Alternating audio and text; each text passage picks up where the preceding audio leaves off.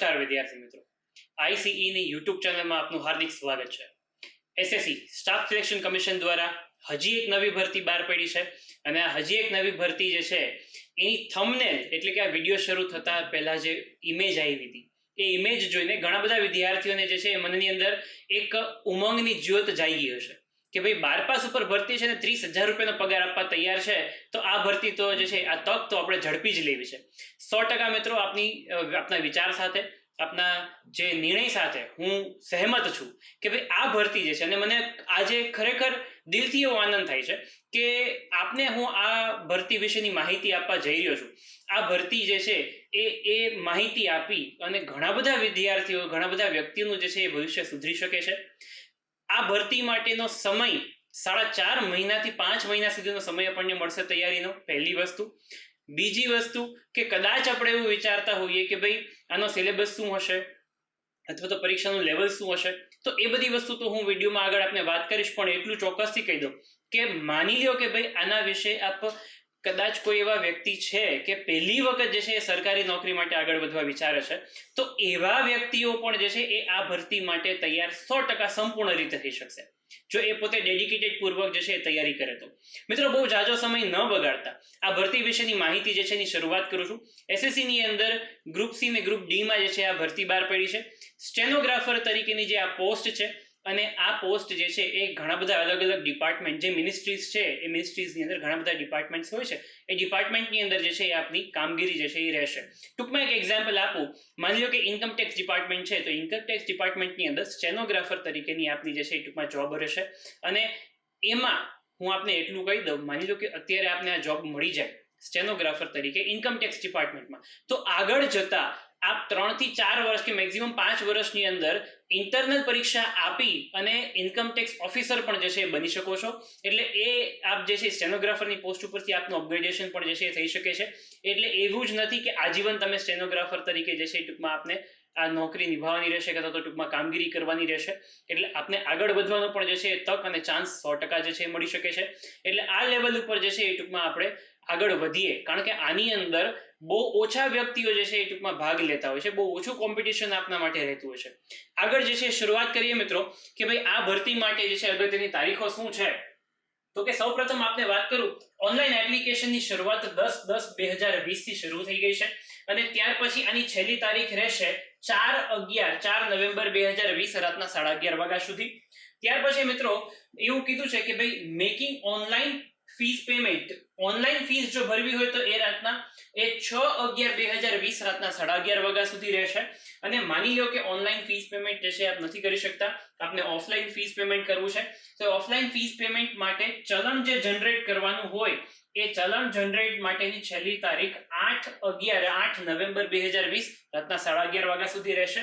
અને ત્યાર પછી ઓફલાઈન ચલણ જનરેટ કર્યા પછી એ આપ ભરી શકશો બેંકની અંદર, એસબીઆઈ, અને એ પણ બેન્કિંગ આવર્સ દરમિયાન, અને એની છેલ્લી તારીખ રહેશે 10/11/2020।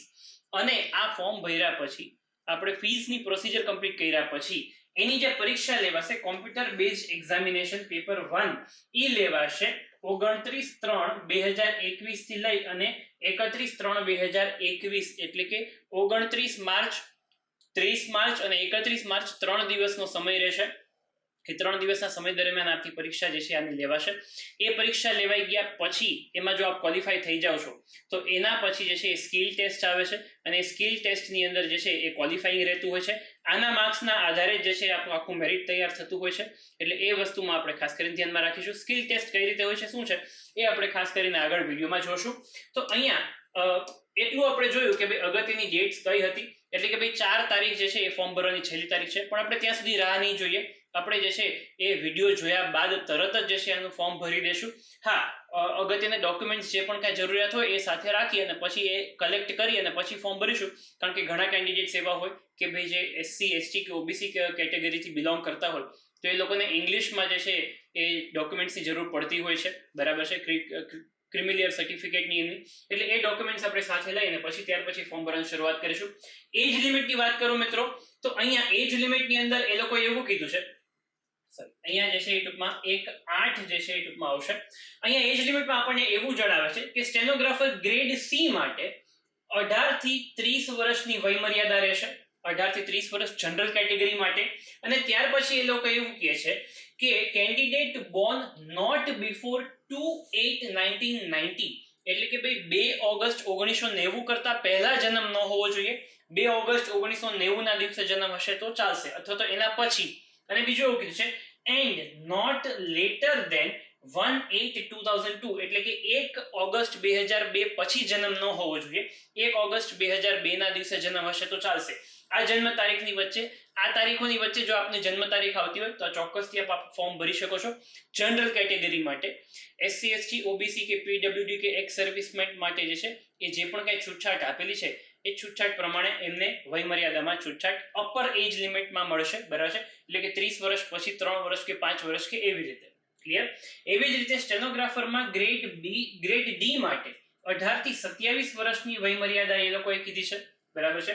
અને એના માટે પણ તારીખ એ લોકોએ આપી દીધી છે કે બોર્ન નોટ બિફોર 2/8/1993, એટલે કે 2/8/1993 પહેલા જન્મ ન હોવો જોઈએ, અને નોટ લેટર દેન 1/8/2002, 1 ઓગસ્ટ 2002 પછી જન્મ ન હોવો જોઈએ. એટલે એ વસ્તુ આપણે અહીંયા ખાસ કરીને વયમર્યાદા માટે ધ્યાનમાં રાખીશું. જો આની અંદર આપ ક્વોલિફાય હો, માની લો કે ભાઈ આની અંદર આ એજ લિમિટ ક્રાઇટેરિયામાં આપ આવો છો, તો બીજું તો જે છે એ ક્રાઇટેરિયા ક્વોલિફિકેશનનું છે. ક્વોલિફિકેશનમાં ક્રાઇટેરિયા એટલું છે કે 12 પાસ હોવું જોઈએ, બરાબર છે. એ ક્વોલિફિકેશનનું ક્રાઇટેરિયા આપને જણાવું કે ભાઈ 12 પાસ હોવું જોઈએ. 12 પાસ પણ જે છે એ માની લો કે આપણે ડિપ્લોમા કરેલું છે, ઇક્વિવેલન્ટ ટુ 12th પાસ છે તો પણ ચાલશે. એમાં હાયર ક્વોલિફિકેશન લોકો બીજું કોઈ જ માંગતા નથી. આગળ આવશે એટલે એ પણ જણાવીશ. એજ રિલેક્સેશન સાથે સાથે જોઈ લઈએ તો એસસી એસટી કેન્ડિડેટ્સ માટે 5 વર્ષની છૂટછાટ છે, ઓબીસી માટે 3 વર્ષની છૂટછાટ, પીડબ્લ્યુડી જનરલ કેટેગરીમાં આવતા હોય એવા કેન્ડિડેટ્સ માટે 10 વર્ષની છૂટછાટ. ત્યાર પછી પીડબ્લ્યુડી ઓબીસી માં આવતા હોય તો 13 વર્ષ, એસસી એસટી માં આવતા હોય તો બીજા ટૂંકમાં 15 વર્ષની છૂટછાટ એ લોકોને મળશે. એક્સ સર્વિસમેન માટે જે છે 3 વર્ષની છૂટછાટ છે.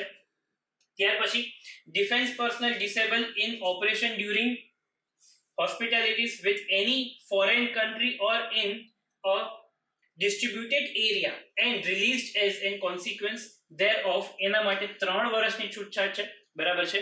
એટલે કે જે પણ કોઈ જે છે ડિફેન્સની અંદર હશે એવા કેન્ડિડેટ્સ જે ડિફેન્સની અંદર હોસ્પિટાલિટીમાં એને કોઈ ઇશ્યુ થયો છે, ઓપરેશન્સ ડ્યુરિંગ જે છે હોસ્પિટાલિટી કે જે પણ ફોરેન કન્ટ્રી સાથે ઇશ્યુઝ વખતે, તો એ લોકો માટે 3 વર્ષની છૂટછાટ છે.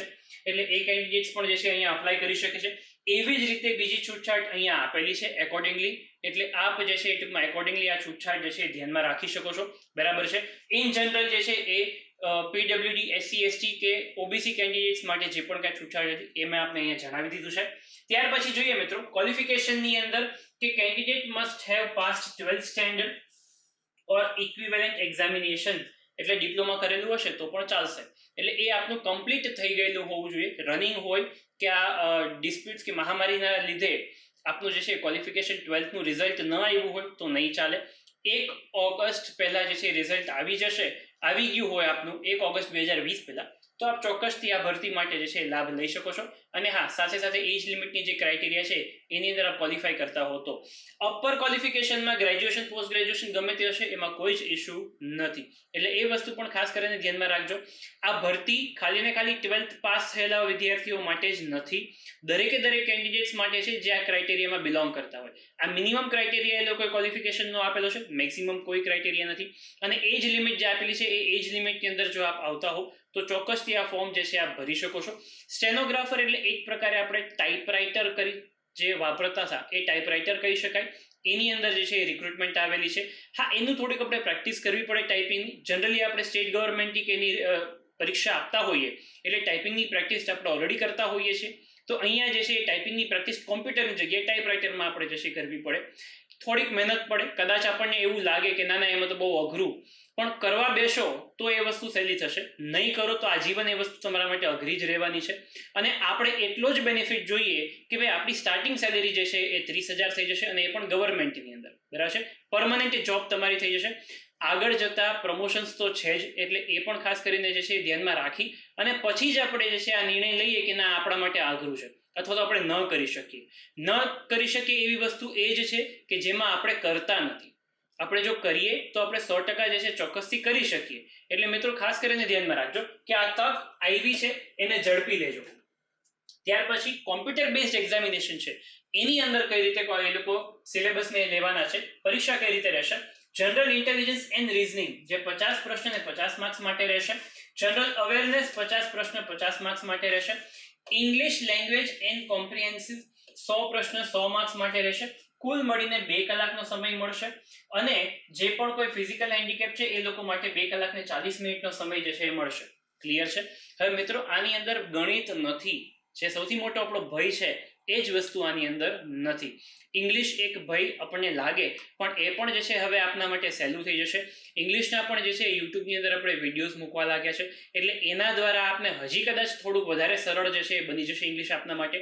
પ્રેક્ટિસની ખાસ કરીને જરૂર છે, સતત રિવિઝનની ખાસ કરીને જરૂર છે. ઓટોમેટિકલી એ વસ્તુ આપના માટે સરળ થઈ જશે. નાનપણમાં જન્મ થયો ત્યારથી જ કોઈને નથી આવડતું. જન્મ લીધા પછી ડગલે ને પગલે જે છે આપણે શીખતા જઈએ છીએ અને શીખા અને એના રિવિઝનથી જ આપણને આવડે છે. કદાચ આપણો જન્મ જે છે એ વિદેશમાં થયો હોત, બરાબર, માની લો દુબઈમાં થયો હોત, તો દુબઈની અંદર એ જે ભાષા છે ઉર્દુ, એ ભાષા આપણને ન આવડતી હોત. પણ જન્મ ત્યાં થયો હોત તો નાનપણથી એ જ વસ્તુ આપણે સાંભળતા હોઈએ, બોલતા હોઈએ, વાંચતા હોઈએ, સતત ઘરની અંદર એ ભાષા વપરાતી હોય તો એ ભાષા તો ચોક્કસથી તમને આવડી શકે. એવી જ રીતે ગુજરાતીની અંદર અત્યારે તમને આટલી બધી સારી રીતે ફાવટ છે, એનું કારણ એક જ છે કે નાનપણથી તમે જે છે દરેક જગ્યાએ ગુજરાતી સાંભળો છો, વાંચો છો, લખો છો, બોલો છો, એટલે ગુજરાતી આપણને આટલું સરળતાથી આવડે છે. ઇંગ્લિશની અંદર થોડીક આવી હેબિટ પાડશું તો ઇંગ્લિશ પણ આવડી જશે. અઘરું નથી, પરીક્ષા પાસ કરી લઈએ એટલું તો આપણને આવડી જશે. આ પરીક્ષાની અંદર કટ ઓફ કેટલું રહેતું હોય છે પ્રીવિયસ યરમાં એ પણ આપણે આગળ જતા જોશું, એટલે ખાસ કરીને ધ્યાનમાં રાખજો. બીજી વસ્તુ કે ભાઈ આ જે પેપર છે એ ઇંગ્લિશ અને હિન્દીમાં આવશે. MCQ પેપર રહેશે, બરાબર છે, ઓબ્જેક્ટિવ પેપર રહેશે. 2 કલાકમાં 200 પ્રશ્ન આપણે અટેમ્પ્ટ કરવાના છે 120 મિનિટની અંદર, અને એમાં પણ ગણિત નથી, એટલે બહુ જે છે સહેલું આપણા માટે આ લોકોએ કરી નાખ્યું છે એવું કહી શકાય. There will be negative marking of 0.25 marks. એક ખોટા પ્રશ્નનો 0.25 માર્ક્સ જે છે કટ થશે, એ અહીંયા એ લોકો જણાવવા માંગે છે, એટલે આ વસ્તુ ખાસ કરીને ધ્યાનમાં રાખીશું. ત્યાર પછી મિત્રો પેપર 2 જે skill test of in stenography છે એ વસ્તુની અંદર કઈ રીતે છે એને આપણે જરાક ધ્યાનમાં લઈએ. તો અહીંયા એવું કીધું છે, the candidate who are shortlisted in computer based examination will be required to appear in the skill test of the stenography. Okay, પહેલી પરીક્ષામાં જે પાસ થશે એવા જ વિદ્યાર્થીઓ બીજી પરીક્ષાની અંદર અપિયર થઈ શકશે. The candidate will be given one dictation of 10 minutes in English ઓર હિન્દી.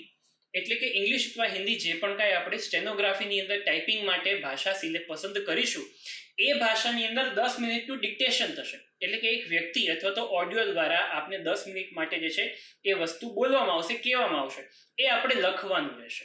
એ લખી લીધા પછી આપણે એ વસ્તુનું જાતે જઈને ટાઈપિંગ કરવાનું રહેશે. આ વસ્તુ અહીંયા એ લોકો જણાવવા માંગે છે. ક્લિયર છે?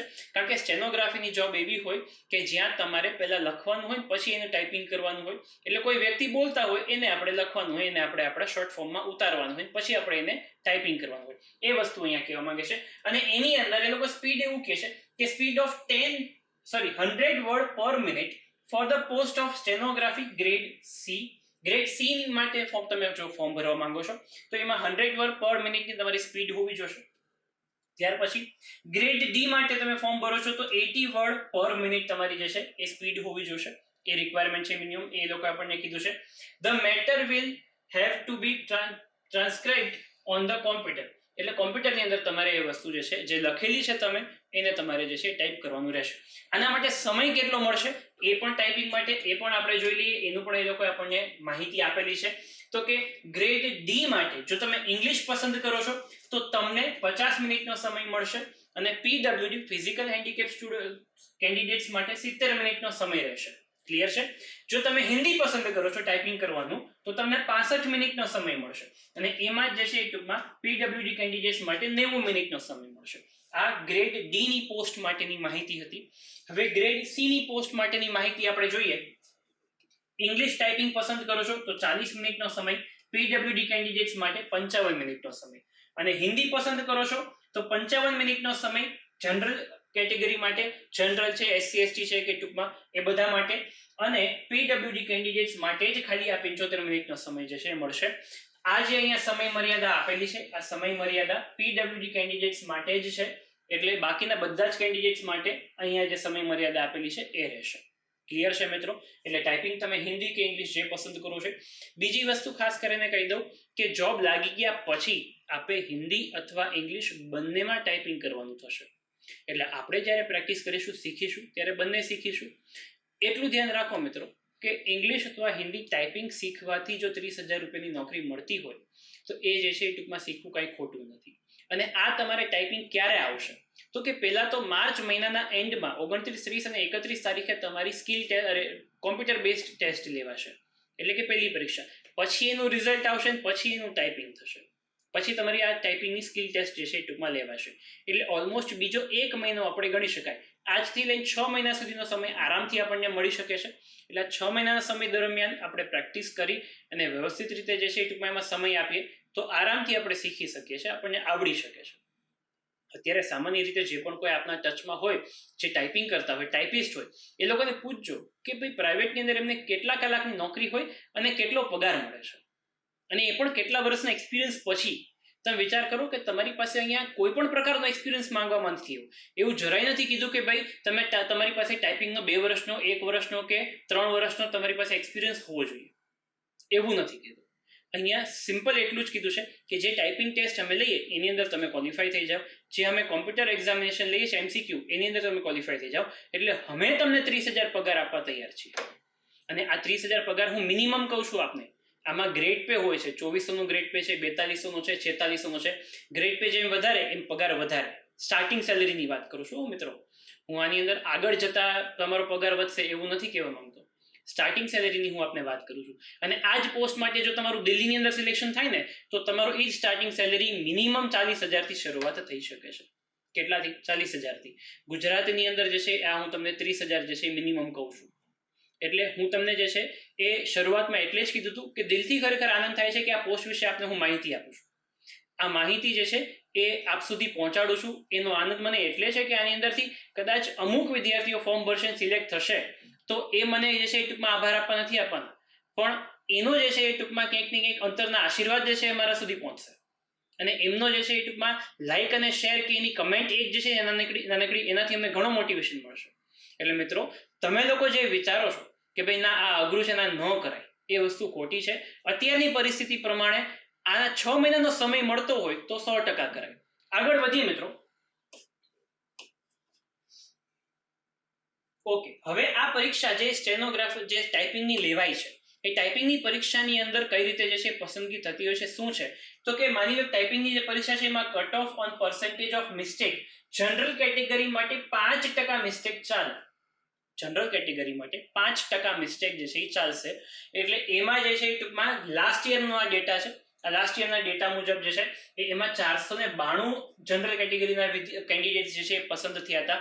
અને કુલ મળીને જનરલ કેટેગરી ઓવરઓલ જે છે એ 1158 જે છે એ લોકો પસંદ થયા હતા ગ્રેડ સી ની પોસ્ટ માટે. ક્લિયર છે? એટલે એવી રીતે માની ઓબીસી હોય તો એમાં 7% છે, એસસી એસટી માટે 7-7%ની જે છે એ ટૂંકમાં અહીંયા ચાલશે કે ભાઈ આટલું જે છે 7% જેટલી મિસ્ટેક ચાલે. એથી વધારે મિસ્ટેક હોય તો એ ડિસ્કોલિફાય થઈ જશે. એટલે એ વસ્તુ અહીંયા એ લોકો જણાવવા માંગે છે. ક્લિયર? આ લાસ્ટ યરના ડેટા મુજબ આપણે ખાસ કરીને હું જણાવું છું. ત્યાર પછી ગ્રેડ ડી ની પોસ્ટ માટે જે છે એ જનરલ કેટેગરી માટે 7% જે છે એ ટૂંકમાં મિસ્ટેક ચાલે. એવી જ રીતે ઓબીસી એસસી એસટી ને કેન્ડિડેટ્સ માટે જે છે 10% ભૂલ પડી હોય તો ચાલે. 10% કરતાં વધુ હોય કે જનરલ કેટેગરીમાં 7% કરતાં વધુ હોય તો એ કેન્ડિડેટ્સ ડિસ્કોલિફાય થશે. એટલે અહીંયા જે છે એ 2786 જેટલા કેન્ડિડેટ લાસ્ટ યર જે છે પસંદ થયા હતા. આ વખતે કેટલા કેન્ડિડેટ્સની પસંદગી કરવાના છે, ભરતી કેટલી છે એ ઇન્ફોર્મ નથી કરી, પણ આના ડેટાના આધારે 1100 અહીંયા ગણીએ અને 2700 અહીંયા ગણીએ તો ક્યાંક ને ક્યાંક 3800 જેટલા વિદ્યાર્થીઓ લાસ્ટ ટાઈમ પસંદ થયા હતા. તો આપણે એટલીસ્ટ જે છે આ ભરતી 3500 જેટલી ગણી શકાય. ક્લિયર છે? એટલે અહીંયા જે છે આ અંદાજા પ્રમાણે એના કરતાં વધુ પણ હોઈ શકે છે. ક્લિયર? ચાલો હવે આગળ જોઈએ મિત્રો કે મોડ ઓફ સિલેક્શનની અંદર જનરલ કેટેગરી માટે મિનિમમ 30% માર્ક્સ લાવવા પહેલી પરીક્ષાની અંદર એ ફરજિયાત છે. ઓબીસી અને ઈડબ્લ્યુએસ માટે 25% અને અધર્સ માટે 20%. પણ સ્વાભાવિક છે તમારી પસંદગી આના ઉપર નથી થતી. આ મિનિમમ તો એ લોકોએ આપ્યું છે, પણ તમારી પસંદગી તો કટ ઓફ ઉપર જ થશે. એટલે કટ ઓફ આના કરતાં વધુ જ હોય છે. એટલે આપણે આ વસ્તુને જે છે ટૂંકમાં ઇગ્નોર કરી શકાય. આ જે છે ટૂંકમાં પણ એ લોકોએ આપેલું છે એટલે આપણે અહીંયા ઇન્ફોર્મ કરીએ છીએ. એપ્લિકેશન ફીસ શું છે તો કે એપ્લિકેશન ફીસ જે છે એ 100 રૂપિયા છે. પણ નો ફીસ કોના માટે તો કે woman, SC ST, PWD and x servicemen candidates માટે નો ફીસ રહેશે, બરાબર છે. અહીંયા વુમન લખેલું છે તો એ વુમન જનરલ કેટેગરીના હોય તો એના માટે પણ નો ફીસ રહેશે, બરાબર છે. એટલે બાકી બધા જે છે મેલ કેન્ડિડેટ્સ જનરલ અને ઓબીસી માટે ફીસ રહેશે ₹100 અને મિનિમમ ફીસ છે એટલે અહીંયા આપણે જે છે ટૂંકમાં એને એટલું જે છે એફોર્ડ કરી શકીએ. ત્યાર પછી fees can be paid through ભીમ UPI, net banking or by using Visa, Mastercard, Maestro, RuPay, credit or debit cards or in cash at SBI branches by generating SBI ચલણ, બરાબર છે. એટલે જેમ SBI ની અંદર જે છે ચલણ જનરેટ કરીને આપણે કેશ ડિપોઝિટ કરી શકીએ અથવા તો નેટ બેન્કિંગ થ્રુ આટલી ફેસિલિટીઝ આપી છે એના થ્રુ પે કરી શકીએ. આ ભીમ યુપીઆઈ કે નેટ બેન્કિંગ કે ક્રેડિટ કાર્ડ કે ડેબિટ કાર્ડ એ આપણું પોતાનું ન હોય ફોર્મ ભરતા વખતે બીજા કોઈનું હોય તો ચાલે, એમાં કોઈ ઇશ્યુ નથી. ત્યાર પછી ઓનલાઈન ફીસ ભરવાની છેલ્લી તારીખ જે છે 6/11 છે અને ત્યાર પછી ઓફલાઈન ફીસ જે જનરેટ કરવાની ચલણ જે છે એની છેલ્લી તારીખ 8/11 છે રાતના 11:30 વાગ્યા સુધી અને ઓફલાઈન ફીસ ભરવાની છેલ્લી તારીખ 10/11 છે અને 10/11 બેન્કિંગ આવર્સ દરમિયાન જ થશે, બરાબર છે, કારણ કે કેશમાં ફીસ ભરવાની છે એસબીઆઈ બેંકની અંદર. એટલે બેન્કિંગ આવર્સ જે પણ કંઈ 3:30-4 વાગ્યાનો હોય એ છે જે છેલ્લો સમય રહેશે. પછી 10 તારીખે તમે એના કરતા મોડા જશો તો તમારી ફીસ ભરાશે નહીં. પણ આપણે છેલ્લી તારીખ સુધી રાહ જોવાની જ નથી, આપણે એડવાન્સમાં જ બધી વસ્તુ જે છે કમ્પ્લીટ કરીને રાખી દેવાની છે. ત્યાર પછી ગુજરાતની અંદર એક્ઝામ સેન્ટર કયા કયા રહેશે તો કે અમદાવાદ છે, રાજકોટ છે, સુરત છે અને વડોદરા છે. આ 4 એક્ઝામ સેન્ટર રહેશે. આ 4 એક્ઝામ સેન્ટરમાંથી આપણા નજીકનું સેન્ટર આપણે પસંદ કરી શકીએ છીએ અને એની વેબસાઇટ પણ એ લોકોએ જે છે ટૂંકમાં આપણને આપેલી છે. અપ્લાય ઓનલાઈન માટે લિંક નીચે ડિસ્ક્રિપ્શનમાં આપને આપેલી હશે એટલે ત્યાંથી પણ આપ જે છે ડાયરેક્ટ લિંક જે છે એના ઉપર ક્લિક કરી અને અપ્લાય ઓનલાઈન કરી શકો છો. અને ત્યાર પછી જો આની પહેલા એક પણ વખત આપે એસએસસીમાં ફોર્મ નથી ભર્યું, એસએસસીની કોઈ પણ ભરતીમાં, તો જે છે આપે નવું રજીસ્ટ્રેશન કરવું પડશે. અને જો આની પહેલા ભરેલું હોય તો જૂના જે પણ કે આપના રજીસ્ટ્રેશન આઈડી અને પાસવર્ડ હશે એના થ્રુ લોગિન કરી અને પછી એ ફોર્મ આપ ફિલઅપ કરી શકશો. એટલે એ વસ્તુ આપણે આ રીતે ધ્યાનમાં રાખીશું, બરાબર છે, એકોર્ડિંગલી. હવે નેક્સ્ટ વાત કરીએ મિત્રો કે ભાઈ આનું કટ ઓફ શું હતું 2018માં પહેલી પરીક્ષાનું, તો કે ગ્રેડ ડી માટે જનરલ કેટેગરી માટે કટ ઓફ હતું 134 અને ગ્રેડ સી માં જનરલ કેટેગરી માટે 138 જે છે કટ ઓફ હતું. 200 માર્ક્સનું પેપર હતું, 200 પ્રશ્નો હતા જે આપણે શરૂઆતમાં જોયો હતો સિલેબસ. તો એની અંદર જે છે 138 જે છે અને 134 માર્ક્સ જે છે કટ ઓફ રહ્યું છે. ક્લિયર છે. પેપર સહેલું હોય એટલે કટ ઓફ હાઈ જઈ શકે, એટલે 138 કે 134 બહુ વધુ છે એવું આપણે જરાય ગણતરી કરવાની જરૂર નથી. મેથ્સ નથી એટલે આપણે 120 મિનિટમાં 200 ક્વેશ્ચન આરામથી અટેમ્પ્ટ કરી શકીએ છીએ, એમાં કોઈ જ પ્રશ્ન નથી. ક્લિયર છે. હા, થોડુંક ઇંગ્લિશ જે છે એની અંદર આપણે હજી વધારે જે છે એ કમાન્ડ લાવવાની જરૂર છે, એની અંદર હજી આપણે પકડ લાવવાની જરૂર છે. એટલે ઇંગ્લિશના 100 પ્રશ્નોમાંથી આપણે આરામથી જે છે એ ટૂંકમાં 70-75 પ્રશ્નો અટેમ્પ્ટ કરી શકીએ અને બાકીના જે છે એ 100 પ્રશ્ન જનરલ અવેરનેસ અને રિઝનિંગના જે 100 પ્રશ્નો 50 પ્રશ્નો રહેશે એ બંને મળીને જે 100 પ્રશ્નો થાય છે એમાંથી આપણે 70-75 અટેમ્પ્ટ કરીએ એટલે આરામથી 150 જેટલા પ્રશ્નો આપણે જે છે એ ટૂંકમાં અટેમ્પ્ટ કરી શકશું. એટલે આપણે આ ખાસ કરીને ધ્યાનમાં રાખીશું મિત્રો. એટલે આ કટ ઓફ એકોર્ડિંગલી અહીંયા આપને આપી દીધું છે. ત્યાર પછી આપણે જરૂર હોય તો સ્ક્રીનશોટ આપ લઈ શકો છો. ત્યાર પછી વાત કરીએ મિત્રો કે ભાઈ નોટ એક ખાસ કરીને અહીંયા ધ્યાનમાં રાખવાની છે. એ નોટ શું છે તો કે જે પણ કંઈ આપણે એપ્લિકેશન ફોર્મ ભરીએ છીએ એની અંદર આપણે પાસપોર્ટ સાઇઝનો ફોટો જે આપીએ છીએ એના માટે ખાસ સૂચના એ લોકોએ અહીંયા આપેલી છે. એ સૂચના આપણે ખાસ કરીને ધ્યાનમાં રાખી દઈએ કે ભાઈ in the online application form candidates are required to upload the scanned color passport size photograph in JPG format. બરાબર છે. સ્કેન કરેલો પાસપોર્ટ સાઇઝ ફોટો અને એ પણ કલરમાં, બરાબર, બ્લેક એન્ડ વ્હાઇટ ને, અને જેપીજી ફોર્મેટમાં અપલોડ કરવાનો છે જેની સાઇઝ 20 KB થી 50 KB ની રાખવાની રહેશે. એ અહીંયા મેન્શન કરે છે. જનરલી બધી પરીક્ષામાં મોટા ભાગે આવું હોય. બીજું, a photograph should not more than 3 months old from the date of publication of the notice of examination. એટલે આ નોટિસ જે છે લગભગ 10 તારીખે બહાર પડી અને 10 તારીખે બહાર પડી છે એટલે એના 3 મહિના અગાઉ કરતા વધારે જૂનો ન હોવો જોઈએ, બરાબર છે. એટલે આ વસ્તુ આપણે ખાસ કરીને ધ્યાનમાં રાખીશું. ઓક્ટોબરની અંદર બહાર પડી છે તો આપણે જુલાઈ ઓગસ્ટ સપ્ટેમ્બરમાં ફોટો પડાવેલો હોય એવું જે છે એ ટૂંકમાં ફોટો એ લોકોને જોશે. બીજી વસ્તુ એ લોકો શું કહે છે કે the date on which the photograph has been taken should be clearly printed on the photograph. એટલે કે આપણે પાસપોર્ટ સાઇઝનો જે ફોટો પડાવશું એની અંદર ડેટ મેન્શન કરેલી હોવી જોઈએ.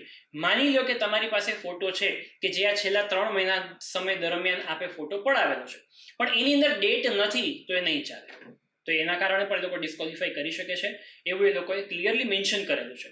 એટલે આનું ફોર્મ ભરતા વખતે આપણે આ વિગતને ધ્યાનમાં રાખીશું. આનો સ્ક્રીનશોટ જે છે એ ખાસ કરીને લઈ લેજો મિત્રો, એટલે જેથી કરીને આપણે ખ્યાલ આવે ફોર્મ ભરતી વખતે આ વિગત. બરાબર છે.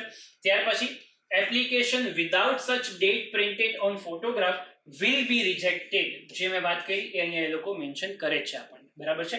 આ બધી જ વિગત, બધી જ માહિતી નોટિફિકેશન પ્રમાણે જ હું અહીંયા આપને આપી રહ્યો છું. આમાં એક પણ માહિતી બહારથી હું તમને આપી રહ્યો નથી. ત્યાર પછી photograph should be without cap spectacles, એટલે કે ગોગલ્સ પહેરેલા ન હોવા જોઈએ. ચશ્મા હોય કોઈને તો એ ચાલે, બરાબર છે, ગોગલ્સ નહીં ચાલે, કહેવાય એવું માંગે છે.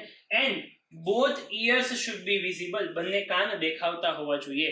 કારણ કે ઘણી વખત આપણને એવું હોય કે ફોટો પડાવતા વખતે જે છે આમ ક્રોસમાં કે સાઈડ ફેસ તરીકે આપણને ઊભા રહેવાની આદત હોય, તો એ રીતે ફોટો નહીં ચાલે. બરાબર છે. બંને કાન દેખાતા હોવા જોઈએ. એ આટલી વિગત જે છે બેઝિક ધ્યાનમાં રાખીને ફોટો પડાવેલો આપણે હોવો જોઈએ. ન હોય તો આપણે ફોટો પડાવી લઈએ. ફોટો જે છે એની હાર્ડ કોપી મળતા બહુ વાર લાગતી નથી, આપણને પણ ખ્યાલ છે. જે હિસાબે ટેકનોલોજી વધી ગઈ છે એ હિસાબે આપણે આ બધી વસ્તુ ખ્યાલ છે. આશા રાખું છું મિત્રો આપને બધી જ માહિતી મળી ગઈ છે. અને ફરી એકવાર આપને જણાવી દઉં કે 30,000નો પગાર જે છે એ 12 પાસ ઉપર મળવું આપણા માટે ખરેખર સૌભાગ્ય છે, અને એ પણ ગવર્મેન્ટ જોબ, પરમનન્ટ નોકરીની અંદર જે છે આ વસ્તુ મળવામાં પાત્ર છે. એટલે આપણે આ ખાસ કરીને જે છે આનું ફોર્મ ભરીશું. 6 મહિનાની અંદર ટાઈપિંગ સ્ટેનોગ્રાફી શીખવી જરાય અઘરી નથી, જો તમે એની રેગ્યુલર પ્રેક્ટિસ કરો તો. બરાબર છે. અને સિલેબસ પણ ઘણો ખાસો એવો જ છે કે જે આપણે અત્યારે તૈયારી કરીએ છીએ. એટલે આ ભરતીની અંદર લાભ લેવો જે છે એ ખૂબ જ અનિવાર્ય છે આપણા માટે, અને આપણે કરી જ શકીએ છીએ. બરાબર છે મિત્રો. આશા રાખું છું આપને માહિતી પૂરતી મળી ગઈ હશે. છતાંય કાંઈ આપને ક્વેરી હોય, કાંઈ આપને ડાઉટ હોય તો આપ નીચે કમેન્ટ સેક્શનમાં જે છે અમને લખીને મોકલી શકો છો. બીજા રિલેટેડ વિડીયોઝ જે પણ કાંઈ આપણે આ ભરતી રિલેટેડ જે પણ કાંઈ તૈયારી માટેના વિડીયોઝ છે લેક્ચર્સના, એ પણ આપણે પોસ્ટ કરતા હોઈએ છીએ. એની લિંક પણ નીચે ડિસ્ક્રિપ્શનમાં આપણે આપી દીધી છે, એટલે એ પણ જે છે આપ ત્યાંથી જોઈ શકો છો. થેન્ક યુ વેરી મચ મિત્રો. જય હિન્દ.